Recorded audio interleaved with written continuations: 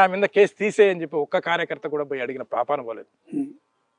మీరు ఎంత పెడతా ఉంటే కూడా అంత రివర్స్ అవుతానే ఉంది.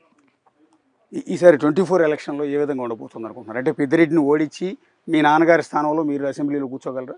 బ్రహ్మాండంగా తెలుగుదేశం క్యాడరు ఇప్పటికే పూర్తిగా అనేక రకాలు పెద్దిరెడ్డి మీద అనేక రకాలమైన అనేక ఇబ్బందులు పడి ఎన్నో 20 సంవత్సరాలు ఈ నియోజకవర్గంలో ఒక మోనోపోలీగా వ్యవహరిస్తానండి.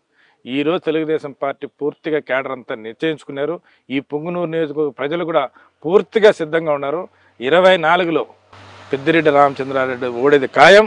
తెలుగుదేశం పార్టీ పుంగనూరు నియోజకవర్గంలో జెండా రెగపడడం 100% ఎగురుతుంది తెలియజేస్తాను. యాక్చువల్లీ పొంగనూరు అడ్డా అంటే చల్లా కుటుంబాన్ని కదా, నిజానికి పెద్దిరెడ్డి తర్వాత గెలిచాడు. వాస్తవానికి మీ నాన్నగారి మీద ఆయన ఓడిపోయాడు మొదట. అప్పుడు బైఫికేషన్ అంటే పుంగనూరు అప్పుడు లేదు, పీలేరు ఉంది. పీలేరు, ఓకే.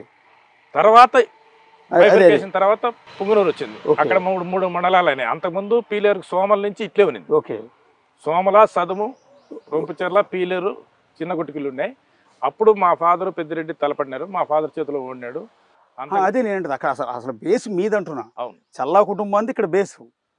కానీ ఆ తర్వాత ఆయన వరుసనే గెలవడం అంటే ఈ బైఫికేషన్ కావడం, నియోజకవర్గాలు పరిధి పోవడము, నాకు మళ్ళీ కంటిన్యూగా టికెట్ ఇచ్చే దాంట్లో 1-2 దాంట్లో కొంత ఇబ్బందులు రావడం, అతను మళ్ళీ రాజకీయంగా అంత